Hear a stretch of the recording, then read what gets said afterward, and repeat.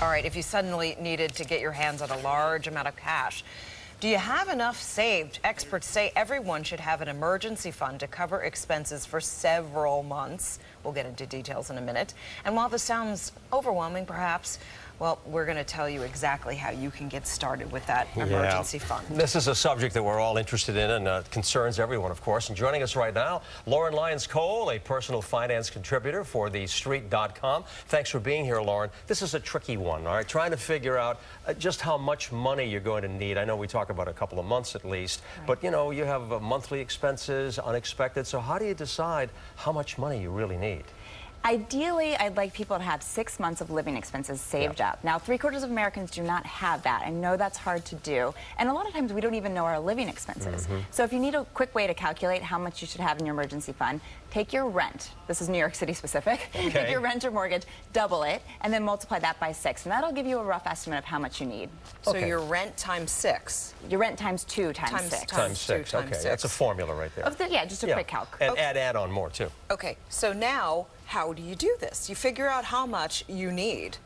How do you do this? Right, so when it comes to actually building up 6 months of living expenses, that can be a very overwhelming goal, and I understand that. So I think it helps to set small goals along the way and to celebrate success when you reach those goals. So aim for $1,000 first, then maybe work towards $10,000, and then work toward the bigger goal of 6 months of living expenses. So, you know, you want to kind of jumpstart this thing. That's the interesting thing. You know, how do I get some money in there immediately so that I can start to build on it? Any tips on that? Well, I've got a great challenge. Yeah. If it's something, you know, if you're really committed to building up an emergency fund, Right. try going on a spending fast for a month. Now, I know that might not sound very fun, but it's just temporary. Sacrifices. Just for a month, right? No coffee, don't buy coffee out, don't buy fast food, don't go shopping, and see how quickly you save up money during that month.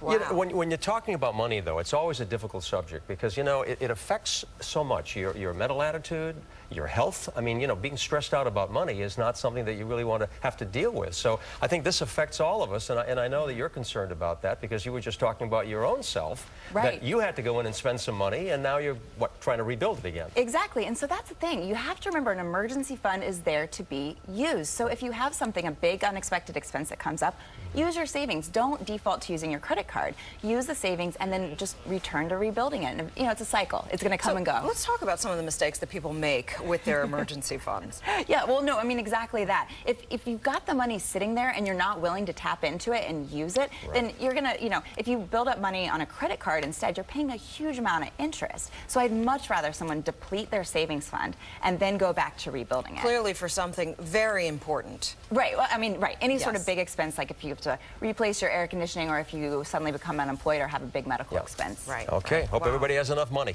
Go on and on and on. Lauren Lyons, boy, do we love you. Thank you Thanks so for much. having Good to have you here. Okay. Now